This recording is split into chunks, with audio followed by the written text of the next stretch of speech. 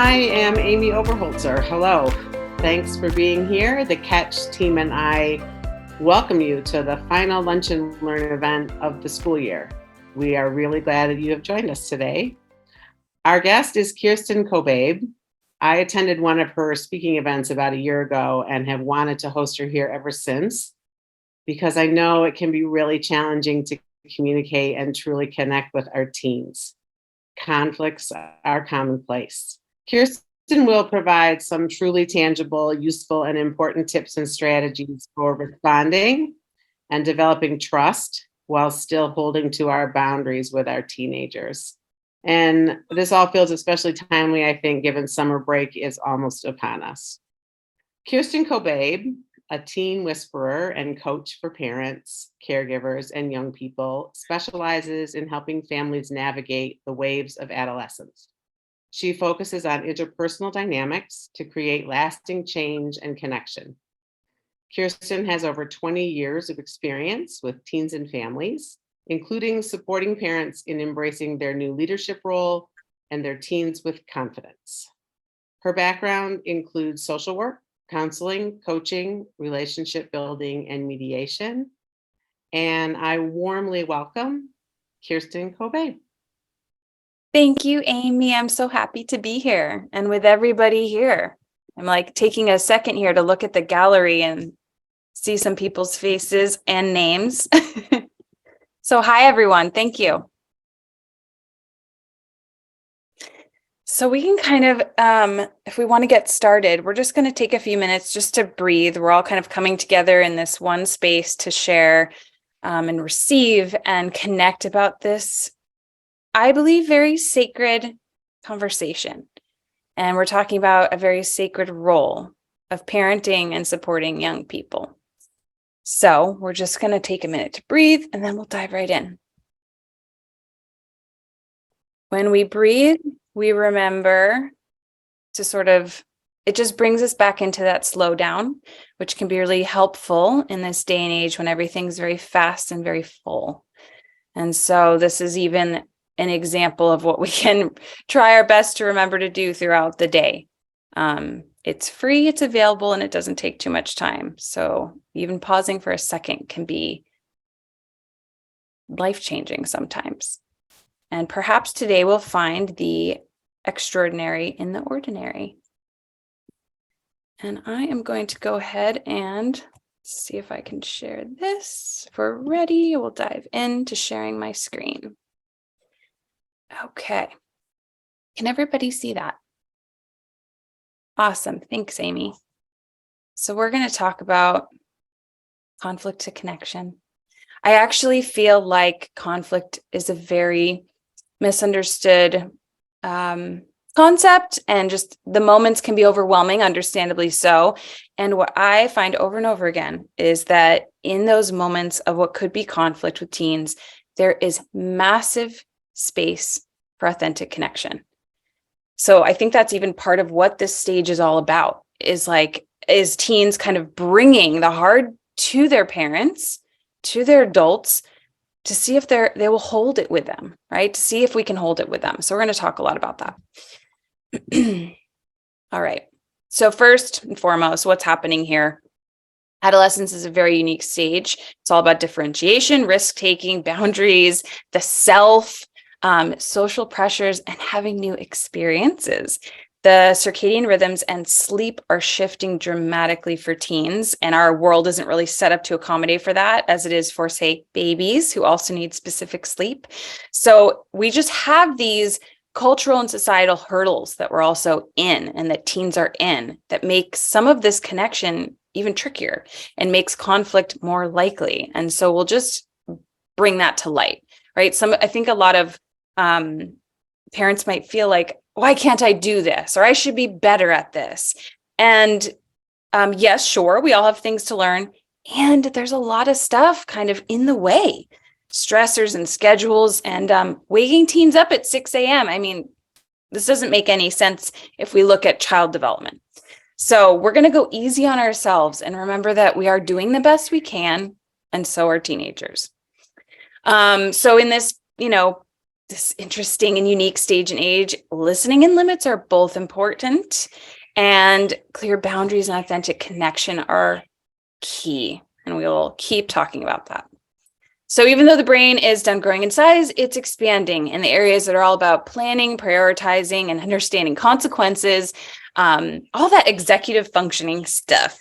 And so this helps to explain why some days your teen might act like they're 20 and other days they might act like they're 12. They're kind of, all they have is falling back on what they knew, which is when they were little, right? And that's why we see teens sometimes acting really young and other times wanting to be more mature and older than they are.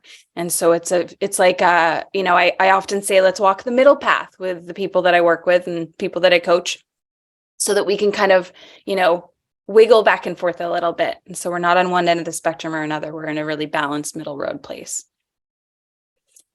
And so, of course, I already touched on this a little bit, but what's happening for parents, right? The village is not, excuse me, what it used to be. When we were, raising teens and children, not even that long ago, there was a more communal atmosphere to this. And I see it a lot in Maui where I live. There's the aunties and the uncles. I'm an auntie for lots of people. And this means like another safe adult to hold the energy of this person who's growing up before us.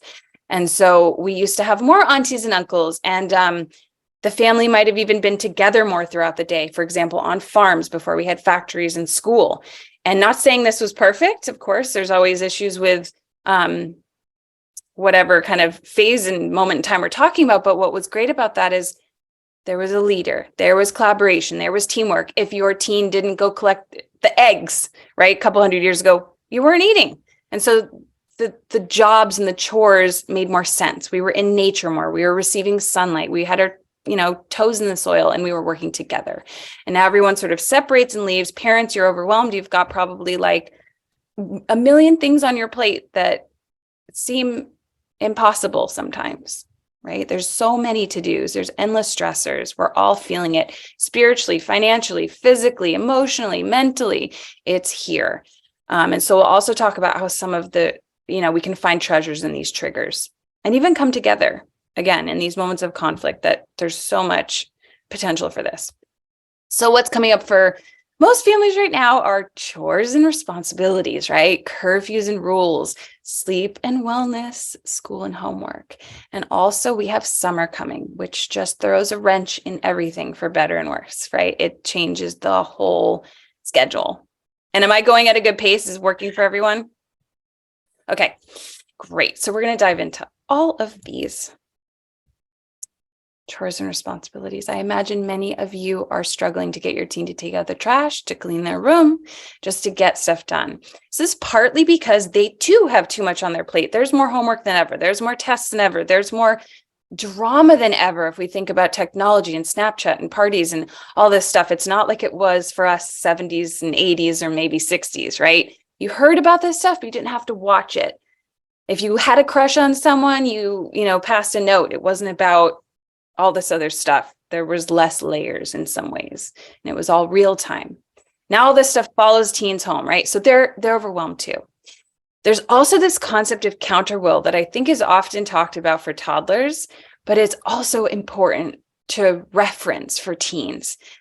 I kind of laid it out here, but it's instinctive, innate resistance to coercion or agenda from someone else. This is why teens are like, you want me to do what? No, because if it's an agenda, they're like, this doesn't feel right. This feels transactional, and it needs to be more natural and relevant and meaningful and connected. I always point when I'm working with, the families I work with, how can we increase that connection in that relationship? Not to get them to take out the trash because they'll sense that agenda, but because that's where everything can grow from when we have that connection, right? All this other stuff becomes way more possible, easier to talk about. You don't feel like you're having to tiptoe, right? And they're not feeling like, teens won't feel like, oh, my mom or dad only talks to me when they want me to do something. A lot of teens are feeling like that right now. They only tell me what to do. They don't know me. So counter will is something that if you want to spend more time reading about it, it's very interesting. It can be helpful just to know that that's happening during this age. So it's not personal. This is actually a really healthy response. We want teens to keep this kind of intuitive sense about people's agendas, right? It's actually a safety mechanism from my perspective. And it's also this essential stepping stone that helps them on their path, or that can, to differentiation, individuation, and interdependence, which is just that next phase, that young adulthood phase. And that's where teens are going. And that's what we're helping them prepare for, that next phase. Okay, is that right? Yeah, curfew and rules. So we know with children that having edges and lines and boundaries helps them feel safe. You're supposed to be their leader as their parent. And they will push up against those, which can be challenging because then we have to deal with that, right? We have to then engage with that, figure out how to navigate this. For some parents, being really, really stern and punishment oriented feels easier because then you're not having the conversations. For other parents, being really passive and permissive feels easier. But really, both of those are extremes. And that middle road is where we can have those conversations and really tease stuff out and come together in this. So examples might be, if we look at the rules piece, it's like, okay, you have Snapchat, maybe you're 15 and your kid has Snapchat. And it's like, how do we prepare them to know how to navigate that world? And how can we trust them in that world? So it's setting them up for success beforehand, talking about your expectations and the guidelines, and kind of making a deal, if that makes sense. Like, here's what I'm offering. Can I, trust you for this? Can we trust each other in this? And also, I'm here for you when things get hairy, or if they should get hairy, right? If you get a message from someone you don't know, or if there's a conversation you need help with, I'm here for you. So this is what we can do instead of later being like, why did you do that there? That's not safe. You can't post that. Let's set them up for success, because sometimes, even though they look big and they are big, sometimes teens, they're still kids and they need support and guidance of navigating this stuff. And if we look at curfew, this is a perfect example of, it might be different during the school year and different in summer. It might be different on prom night than it is on a Monday night. And so how do we just get really real with this? And ideally, my friend Michelle Kenny, she talks about how in her family, in her home, there's no curfews, because she has fostered such a strong relationship and connection with her teens that they just come home on time. They just don't stay out till 3. They want to be home, and not all the time, right? They still want to go out and be with their friends and have those age appropriate experiences, but that's possible too. But I think there's a path to that, and we have to kind of work towards that. That's not always immediate. That's a lot of relationship building. So in the meantime, it's like, oh, something special going on tonight. Yeah, maybe tonight's a later curfew. And we want teens more than anything to know how to, I talk about staying safe enough to keep having fun, because fun is like the highest priority for a lot of teens, even sometimes the type A teens. And so how to stay safe enough to keep having fun, keep going to parties, keep enjoying life. And so this means, right, not drinking and driving. You can call me at any hour of the night, not rushing home to get home by exactly midnight. We don't want teens doing that. We want to raise people that can be present with what is, take their time if needed, and do things safely with awareness. And yeah, taking risks, that's a big one, right? We have to kind of be almost a little bit aware of what they're going through ahead of time. So I think that's part of what this conversation today can be, preparing ourselves. The world is different than it was when we were growing up. So we do have to kind of learn the Snapchats, the TikToks, what might be happening at parties. There's different substances now. There's different ways we have to be aware to stay safe when having these risk-taking experiences. And how do we guide teens to take healthy and safe risks, right? Maybe it's dirt biking, maybe it's learning a new language. It doesn't always have to be, and hopefully not an unsafe thing.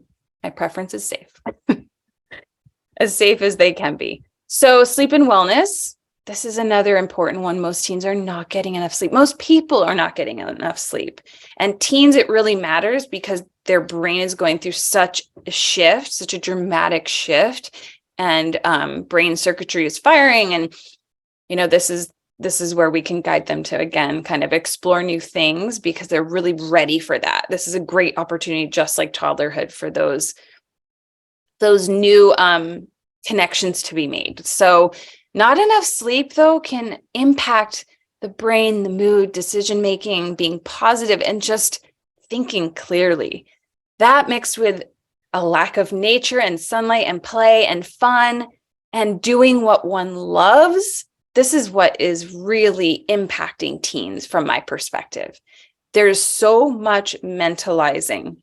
The tests, the studying, the school, the sitting, the inside. This is so far from what's natural for us as humans. I talked about the village, right? It's like being outside, doing group activities, playing with nature, learning. We can learn any subject through nature. We can learn any subject through our passion and our gift. It used to be around 13, it'd be like, oh, this teen is into this. Great. Here's your mentor. Here's your experience. You get to go explore that, right? Architecture, gardening, whatever it is. And now we're not really doing that. We're saying, no, just get through high school. And then a lot of kids by the end are kind of apathetic. They're just like, we don't miss the window because our creativity is always there and our gift is always with us. But there is a window where it's wide open, where it's a doorway, where it's a path. And I think that we have a lot of room for improvement there. And I know it's really hard, especially in schools, because there's a lot of layers and things that need to get done. And I think we're kind of seeing the results of all this unnatural kind of way we're living right now. You get up early, you leave, everyone separates, everybody sits, everyone's inside, and we're not doing what we're here to do. We're not with the people that we want to be with. And we're also just, teens specifically, are just with their grade. And it's really helpful. And we've seen this from multiple studies. I even remember one when I was in school, when we were connected with the grade above or 2 grades above or something, and how the results were amazing. It was like everybody learned better from every level, right? The kids teaching, the younger kids learned because it was another peer. And so there's a little more mixing of ages, not too much, still within the same kind of general age, but that's also helpful for the teachers. Not everything's on the teachers' shoulders because we're asking a lot of teachers right now. And that's, it's gotten again to a kind of unnatural place. This leads right into this, right? A lot of teens are realizing, or at least feeling, that they're disconnected from the work. It's not meaningful. It's not relevant. Their iPhones can do this for them. Why are we learning this? We even know that adults are, using their iPhones to kind of figure out some of these things at work. Technology is a part of our lives. And so we're still stuck in the, Civil War era with school in a lot of ways. And it's almost getting more heavy, mentalized, and following teens home. They're not able to really get that break from homework. I know teens that are like, my teacher just sent me homework and it's Sunday and it's due tomorrow. And I don't mean that in a blaming way of teachers, because that's another whole conversation. But what we are seeing is that that's too much. There's no break. And what the human brain needs is these breaks. The hunter-gatherer brain in us needs to know that stress is over and now I can relax, or now I can play, or now I can do what I love, or now I can be with my friends. And it's sort of following teens around. We've also seen that we don't have to be in school, sitting in school. A lot of teens do better with their own time management. That can even be really helpful in their maturation. So fortunately, more options are, presenting themselves and becoming available, but not for everybody. And it's not easy to make these transitions. And some teens are really just not liking school in general because they're feeling that lack of meaning, lack of connection, lack of relevance.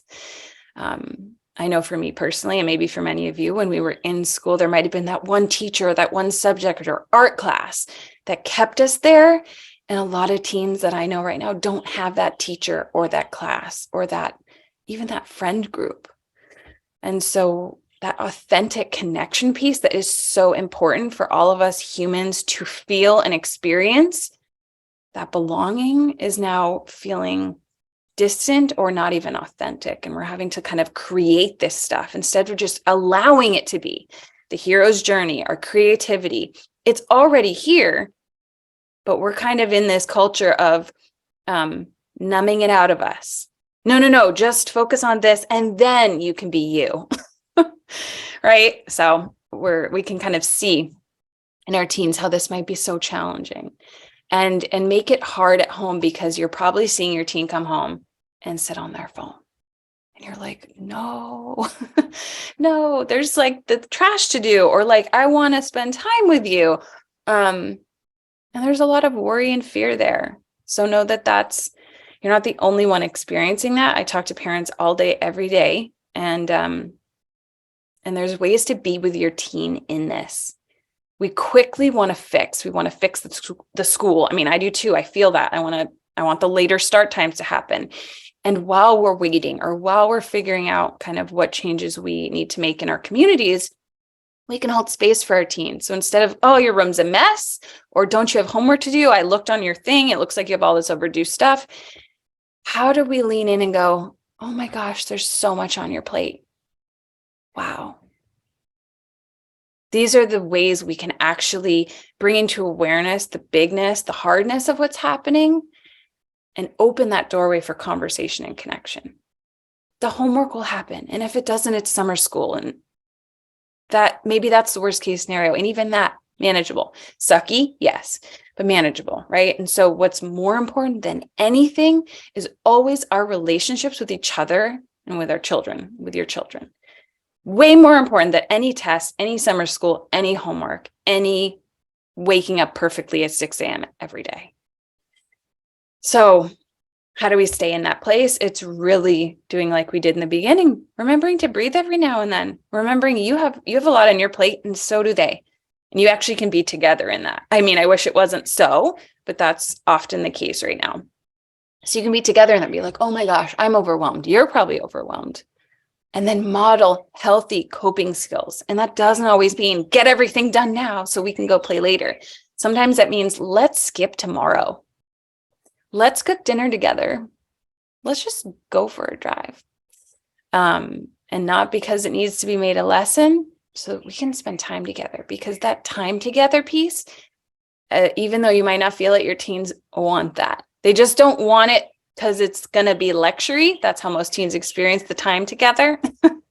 So how do we take that off the table and have actual real conversations like we might with a friend? And not saying you're friends with your teen. That comes later when they're grown-ups. They need you to be their parent. But we can still have conversations that resemble that, where it's like, holy crap, whatever language is appropriate in your family. Oh my gosh, we just have too much on our plate. What a wild society culture we've kind of found ourselves in. Wow. And as we do this, we start to see teens go, yeah, it's really hard. Here's what's hardest for me. And they start opening up in these ways that, as we can be comfortable, or not comfortable, but at least accept their discomfort and hold it with them, then we can be together through it and walk together, right? Walk together through that and find those solutions together. And teens, actually, part of what they're doing is they need to try on all the feelings. They need to try on this stuff. It's a lot of it's temporary, right? And it's all practice. So it's like jealousy, anger, frustration, joy, sadness, all of that. They need support feeling those things so they know they can feel them and get through that. That's emotional regulation. They learn that through co-regulation with you. And so another reason why it's important to be our best selves and to model what we wish to see, because teens can't be what they can't see. So friends and social pressures, this is a big one. And a lot of teens are dealing with a lot of drama at school. It's not just tests. It's also social stuff. I know we have a few more minutes in this 30-minute one, so we'll keep cruising through. But yeah, they're going through a lot. So how can we remember that actually this stuff is registering like pain, and physical and emotional pain are so connected. Everything's connected, right? And so they're not separate. School's not separate from emotions. Their friendships aren't separate from their inner realm, to some degree at least. They're connected. And so they're finding their place. They're making new friends. They might even lose friends. And they're looking at the world with this new, more mature lens, at least sometimes, and going, oh my gosh, what? This is unfair. This isn't right. Why do we have homework? And this is when we can say, yeah, why do we have homework? Instead of, I know, but you just have to do it, which is what we all heard, right? You just have to do it. Your job is school. It's not a job. They're not getting paid and they cannot leave. So that is not true. And they will call you out on that. So I wouldn't go for that. I would go more for, yeah, what is up with all this? Let's look at it. Because if we start looking into the actual history, I'm picking on school. It's just an easy one right now. We see that its origins and roots are all about creating workers. And education has a history of really educating the sensitive out of us, like the sacred, the sensitive. And we saw this in government schools with original people, right? And it's not exactly that right now. Of course, that was a huge, massive, horrible, extreme example. But their threads are there, right? The same things of just conform, be this way. Here's a box, fit in here. This is how we do this. And so often questions aren't welcome, and the arts are being cut and the movement's being cut, and all these things are really important for people and our development. So it's tricky right now. So when your teen's like, why is this? This is not fair, and all this stuff, we can lean into that and say, yeah, what's happening here? What do we wish it was like? What's the hardest part? Those are some of my favorite questions. Because usually we're trying to change their experience rather than be with them in their experience. And it doesn't always mean they're right. And it doesn't mean we can't have boundaries and say eventually, like, well, that's not going to happen or we can't go there. But hearing them out allows them to have their process. And that's really important. And that, again, is how they learn to self-regulate, which is one of the most important skills. That's how they learn to critically think, have discernment, and gain confidence in their self that they can make it through this tough stuff. And so we actually have to be with them in that instead of telling them, you can just do it. I mean, that works for some kids, but for a lot, it doesn't. And when I say works, I just mean, everybody's personality is different. Some teens really do need that cheerleader, and other teens need us to show up as a, yeah, what do you think? Before we share our wisdom. A lot of teens need to feel heard first, and they're more open to receiving that. And this, we don't have to spend too much time here. This is just different types of stress responses that you or your teen might be in. Fight, flight, freeze, and on. Oh, sorry, this isn't big enough. Hopefully you guys have been able to see all these. Hold on, let's do that. Okay. So we don't have to spend too much time there, but just know that this is some of what's happening, right? And when we have awareness of it, we can go, that's what's happening. That's where I'm at. Instead of going through autopilot every day like a robot, we're humans. We're human beings.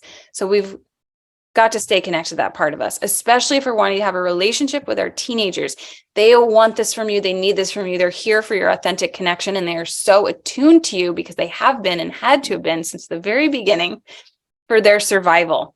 So they know you inside and out, and they can sense when your words and what you're feeling inside are not matching. So your awareness of where you are is critical. And it doesn't mean you have to be perfect. This isn't about being perfect. Actually being present it's not about being present all the time. It's about noticing when we are and aren't, coming back to that as we can. Our brains like to go, but I can't do that all the time. Or I can't do that perfectly. Why try? So these are some of the areas, if you look at this, that you can really, and a lot of you probably have already done this and know this, where you can connect with your teens. Car rides, nature, their hobbies, cooking, even technology. It's not all bad. It's here. It's probably here to stay. So how do we engage with this stuff? All these tools and ways and methods in the highest form, in its highest light, because technology in its highest light is allowing for this conversation and this Zoom call together. And there's lots of benefits to this and fun.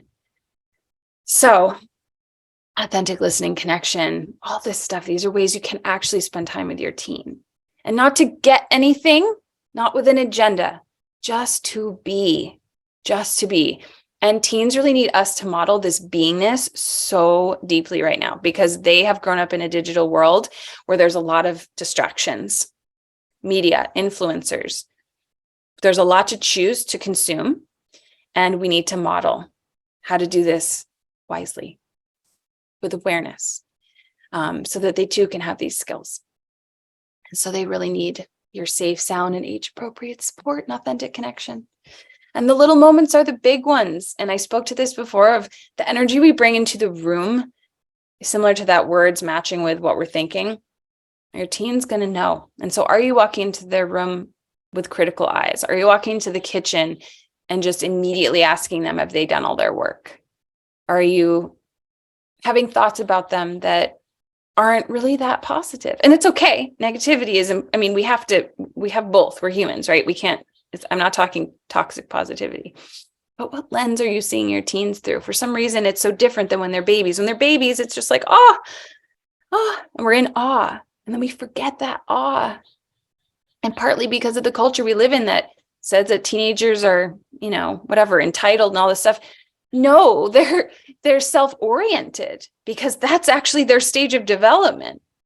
So we get to choose which, lens we see through. We get to choose how we interpret what we know about this stage and age and what they're worthy of and what they deserve. They don't have to get an A or even pass a class to be worthy of love.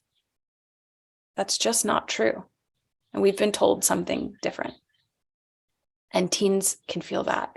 And it's incredibly heartbreaking for them. Teens, what I hear from teens regularly is just, oh, I wish my parents would, just listen. And this isn't parent bashing. You guys have so much on your plate. It's like the village. We need that village to come back. And so hopefully we'll see more of that. They really want you to hear them out. And so we already spoke to this. They're spending their days doing stuff they don't love. Summer is coming. We're going to talk about that and what changes in summer. And we can even talk about kind of college for those of you that have some of the older teens. Being their lighthouse during these changes, whether it's summer change, college change, friendships changing, how to really be there with them and go, wow, that sounds really hard. What's it like for you? Or, hey, summer's coming. How do we want to design our summer so it works for everybody in the house? Right? What do we want to talk about here? And then, they need fun. We need fun. Everybody needs fun or restoration or rest or downtime, right? We need this. This is so essential. In a lot of cultures, we need just as much rest as we need work. And we're way off right now. Work, tasks, to-dos, stress is up high for so many reasons in so many ways, and our fun is low, and we need to bring those kind of closer together, and teens need that too. So we already spoke to that a little bit, how to model this. What's possible? We'll dive into your questions soon because that'll be really fun to kind of get specific. Connection and trust, guidance and support, emotional regulation, mutual respect, self-awareness, resilience, differentiation, which is interdependence and on their way to young adulthood. Intrinsic motivation, critical thinking, communication, accountability. This is what's possible when we're really able to hold space and pause long enough to remember, oh yeah, I'm connecting with a human, connecting with my child who's a human and who's in a difficult moment in their life. And we might be 10 minutes late, and you know what? It's worth it. It's worth it because this moment right now connects to all the future moments. And even if we don't have to go future, it's just this is this moment right now, and I need to show up for this, and I need to be present for this, and it is the most important thing. At least whenever we can. It's not always possible, but so thank you. This is just a thank you for all of you. The more balanced us adults can be, the more I'm in a death doula class right now, so I have all these kind of like hand out perspectives right now of just what's most important in life. And so when we can pause, we do remember that. And when we live really empowered, joyful lives and in a balanced way, this is a beautiful gift to give the youngest among us, something to look forward to. Because right now they're looking out like, I don't really know about this adult world. I don't know. Yeah. So they're looking out going, I don't know about this, especially if we're complaining and we're stressed. Why would they want to graduate, go to college and do this whole path that we're saying they should do? If this is what it leads to, right? Like, a lot of teens are just seeing that. And it doesn't mean it's true everywhere. And we all have our days. I'm not talking about we have to be fake. No. But let's live good lives so we can be together in that as best we can amidst all the hard. And part of living a good, balanced, empowered life is looking at what's hard and being together through what's hard. And that is what we did in the village. And that's still what we can do. So thank you. We'll get into questions now. We're a little bit over. Sorry about that. No worries. You did such a beautiful job reminding us all, where we are and where we can get with our kids and with ourselves. And I think that's a really lovely way to sort of dig deeper into the more specific questions that we've received. Just remembering all of those feelings that you have shared with us and the possibilities that we can get to. So I'm going to dig in with some of the things that we've gotten from our audience, and then we can get a little bit more specific about the hows. Okay. And I can stop sharing this. I'm not going to go in any particular order right here. But one of the questions we received from the audience is, what if your teen is choosing friends that just aren't good for them? How do I open up that conversation? Yeah, great. This is an opportunity to ask your teen what they like about these people, these friends, what's exciting, what's interesting, and then also how they feel around these friends. And I say that because there's likely something they're receiving, whether it be fun, community, belonging, right? These are what we get from our friendships. And so asking about what they're getting will help to understand where they're at, where your teen is at. And then maybe there's a way to fill some of those in other ways at home, at church, at sports, whatever the things are.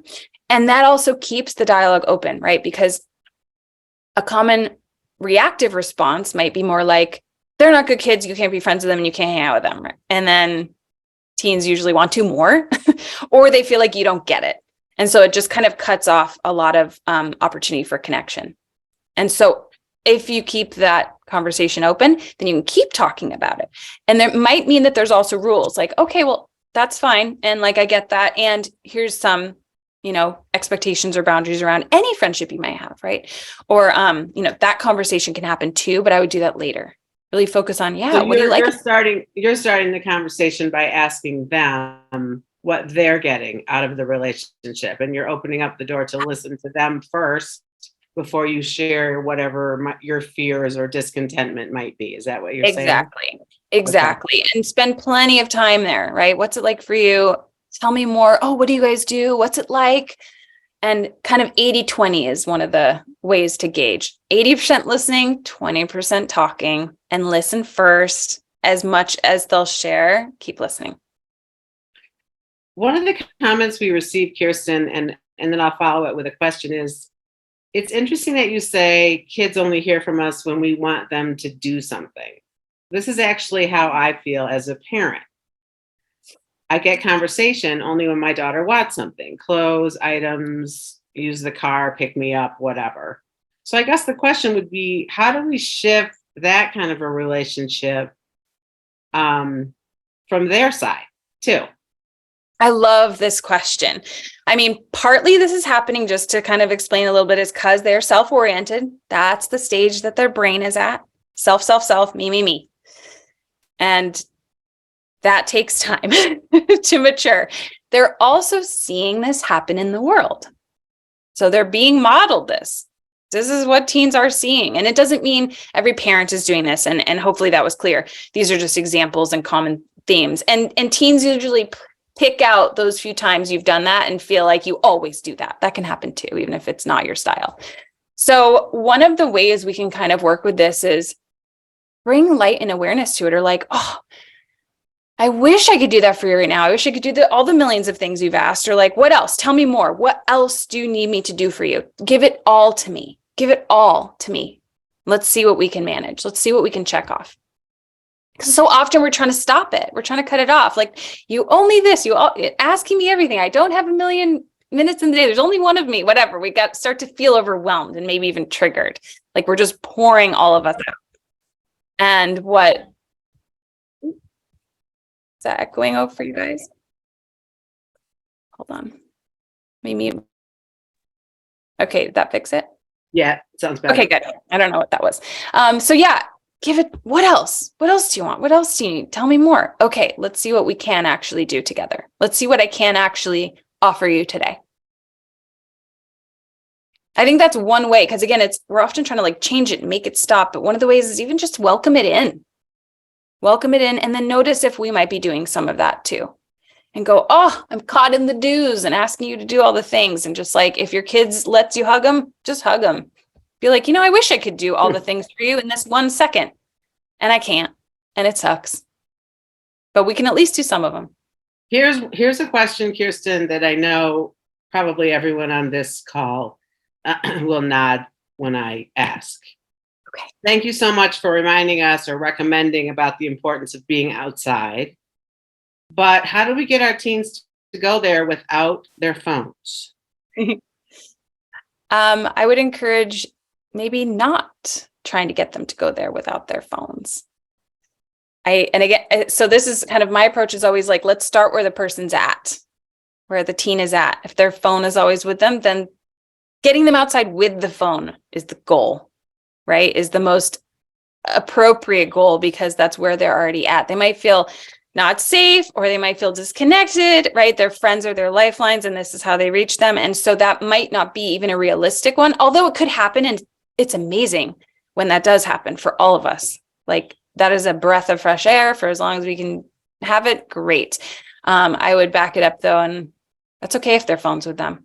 Maybe they like taking pictures. Maybe they need to call their friends. Outside is outside. And we remember as humans how good it feels to be outside. And then we can, even if you do want to try it out though, be like, let's try it together without our phones and just see what it's like. We don't have to like it. Let's just see, like an experiment, because the teens will often feel like they have to then always go outside without their phones, and it just becomes extreme. So those are some ideas. One of the things that I made a note of during your presentation, and I really like the way you stated it, was walk together in the solutions so that your teen feels part of it and in it. And then a question came in from the audience that kind of follows through with that. It says, when a parent problem solves with a teen and then comes up with a plan that works for everyone, and then when the time comes, the teen won't follow through, whether they choose not to prioritize it or emotionally they can't do it.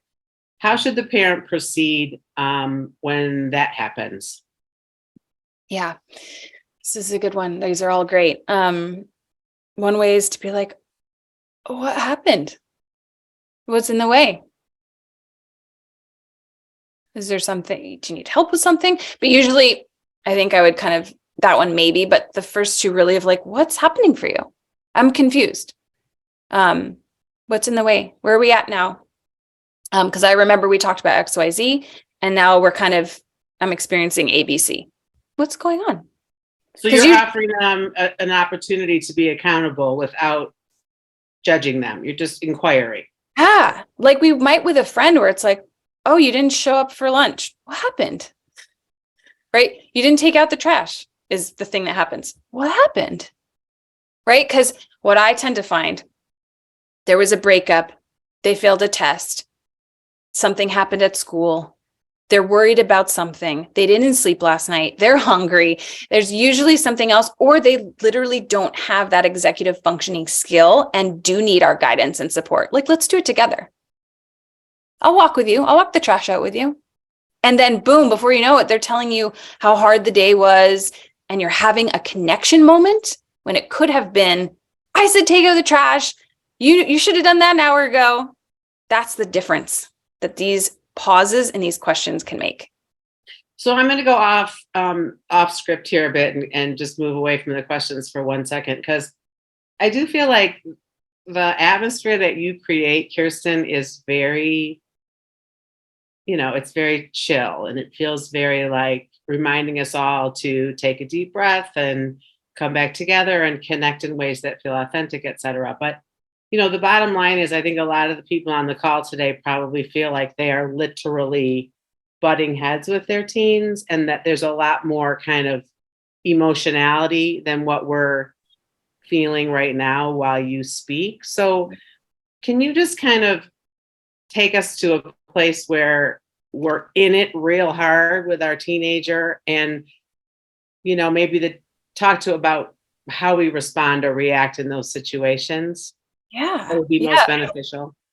Yeah. If things are really heated or it's been months or even longer of just disconnection, that's a little bit more of the lower energy. What I hear you actually maybe talking about is that high energy, like lots of arguing, right? Get stuff done, get up for school, like they're failing classes. Maybe they yell at you, or maybe they've even like punched a wall or something. It's just like, what can we do in those moments is give ourselves what we need, right? As the parent, which hopefully you're already doing, right? Taking good care of yourself. That's key. And maybe that's obvious, but I think it's often forgot. And then in the moments, that just allows for you to have more bandwidth, right? With more bandwidth in those moments that are like, or your teen's like, I hate you. You never listen to me. Then we might be able to instead be like, oh, I don't listen. What have I not heard? Like we can either keep elevating with them. And so teens are elevating stuff actually to see how we're going to handle it. So there's a lot of testing the boundaries happening. So when your teen is pissed all the time or there's lots of conflict, they're asking you to be steady, not fake calm, but with them in it of like, I didn't hear you. Okay, what have I missed?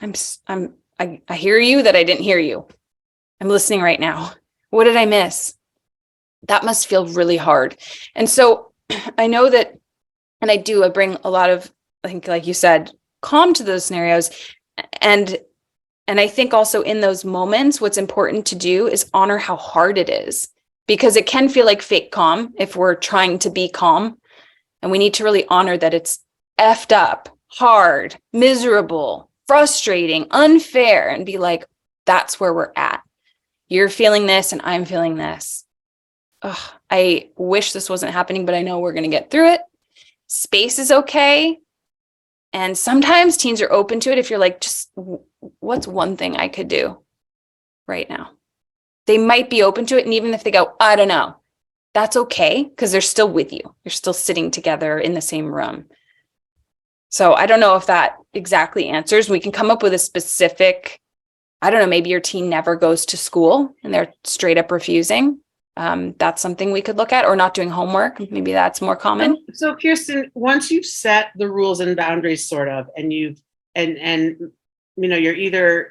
getting to a place with your teen that is difficult, is there ever a time when we say you're really not doing all that you can, and I really do have to set consequences in place here? And how do we go about having that conversation and pushing to the point of like, no, this just doesn't fly. I know you're a teenager and you're in your angsty time and that things are tough, but you screwed up and the consequences are real. How do we navigate that with them? Yeah, I think there, as much as as it can look like a natural and feel like a natural consequence, the better. Because the sort of phone taken away because you didn't do your homework, that stuff doesn't always land or really make sense. And often whatever the mistake is, the consequences are already there, whether it be summer school because they missed too much class, or they haven't been cleaning their room and now they have ants in their room, or whatever. These are just some random examples. Sometimes the consequences are already there. That being said, it doesn't mean that there isn't space for like, here's the hard line. Yeah, I know it sucks. This is the line though. And it's for me too. Maybe, whatever the chore is, or tidying, or just, making sure they know what those parameters are, because then they can live inside of them. And it's okay. I think setting it up early whenever possible and before is helpful. That's why some of okay, summer's coming, let's look at that. Or you're going to be in high school next year, let's look at that, instead of waiting until later. And so I think that can be done with things like chores or whatever their responsibilities are. And what I've seen work, and I know this is maybe not what people want to hear, but the culture, community, and environment we create in our home will either support that teamwork and accountability and responsibility or not. And so, yes, we can have consequences after, like, hey, you didn't do this, so you can't do this. Like, we just, sometimes that has to be, or that's what's most appropriate depending on the situation.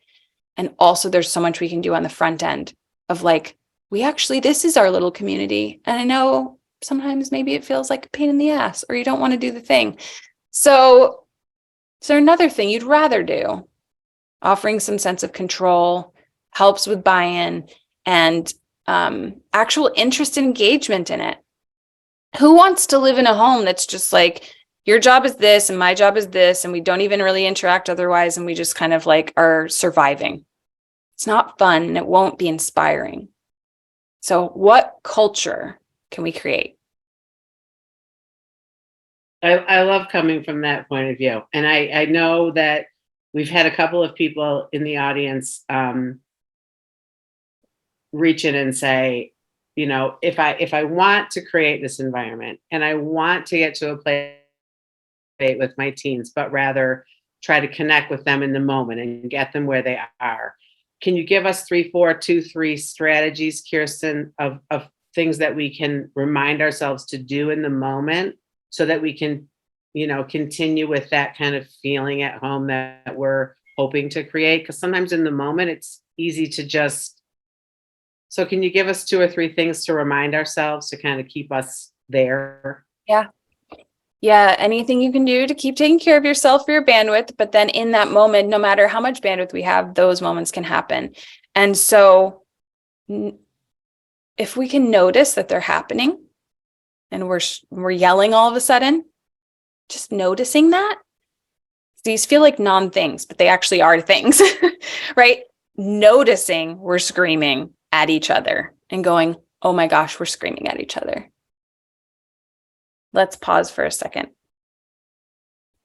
Right? You're not saying you can't yell at me. You can't talk to me like that. It's saying, oh, wow, here's where we're at. Okay. And just speak it out loud sometimes, almost narrating what's happening. This can be helpful for a reset.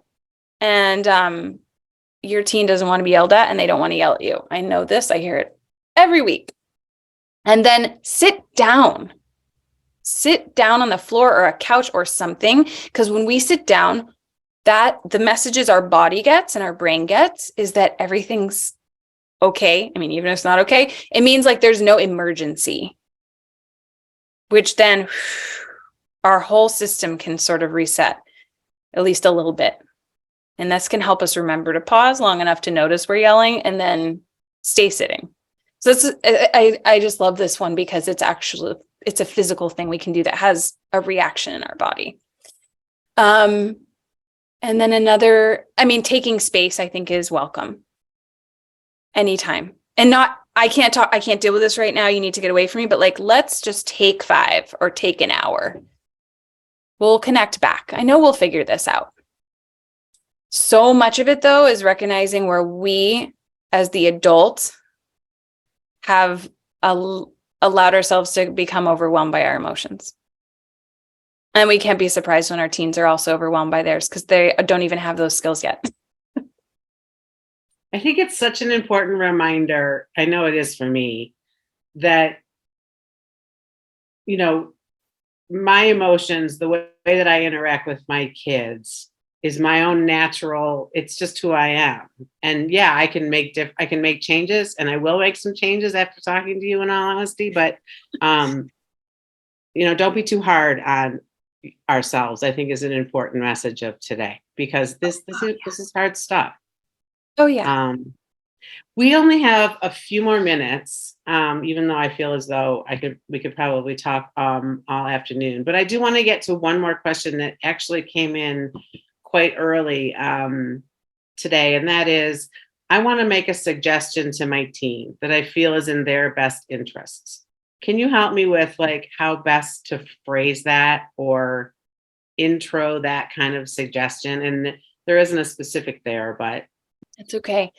Yeah, there's a couple of things that come to mind. One, and I love this question, but one is asking if it's a good time to talk. Is now a good time or would later be better? The more we can offer, especially if that's possible, unless it's urgent or an emergency, but we're just going to go with it's not, because it's usually not. And so I had some wonders or some questions or some thoughts, like, would you be open to chatting? You're not in trouble. That's an important one. You're not in trouble and I'm not mad at you. Teens are always scared about this, always, or at least often. Okay, so we can kind of just offer them some control about that when they do want to have a conversation, because sometimes they're not in the mood, just like sometimes we're not in the mood. Sometimes we don't want to talk about stuff. Sometimes we are not in that place. The other piece that I love about this is that it kind of highlights how far away we are from our innate, natural parenting ways, and also from each other and seeing this. That's why the village was so great. It was like, okay, you can kind of like watch stuff. Other people are holding it for you. Maybe your teen can only ask certain people certain questions, or they feel more comfortable with them. And there were more people holding the space for this transformation. And I think, and I wasn't there, at least not in this body, but like in those moments, and when we are in community, when we are in the village, we might feel more confident. We might feel like we're more connected to our gifts, our innate ways, and just the wisdom that we all have in our bones for how to communicate with each other. And I think sometimes these questions really reveal how far away we feel from that. And that's one of the things we miss in this current way of living.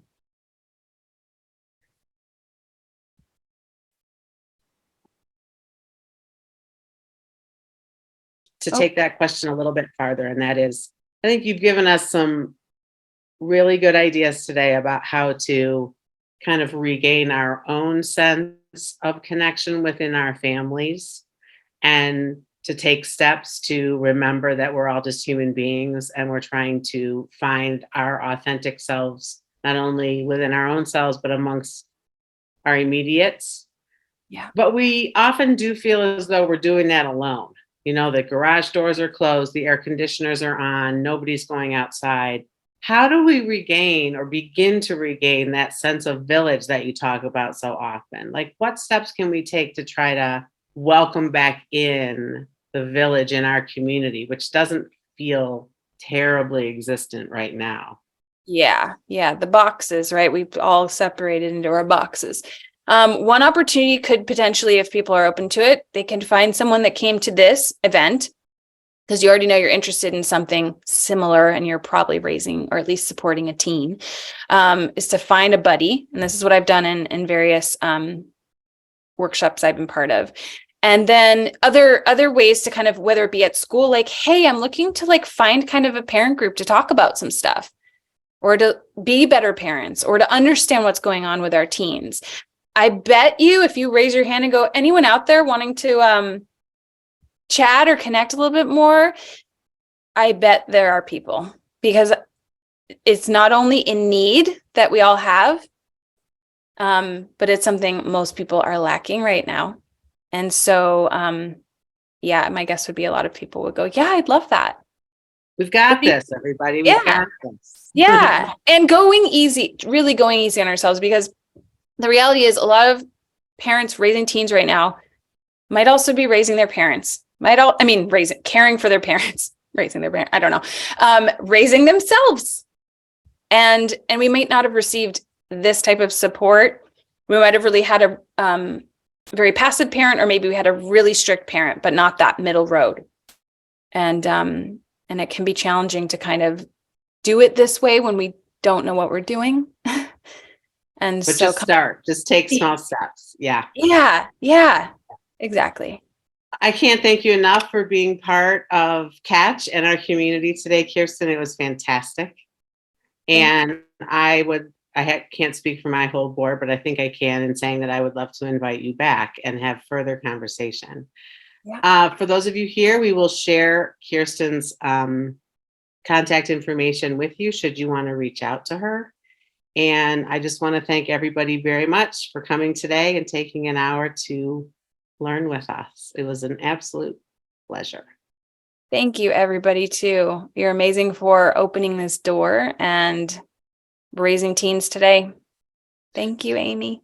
Thank you. Catch will be back in the fall with more Lunch and Learns. In the meantime, enjoy your summers, take deep breaths, reach out to Catch if you need any support. and take good care of yourself.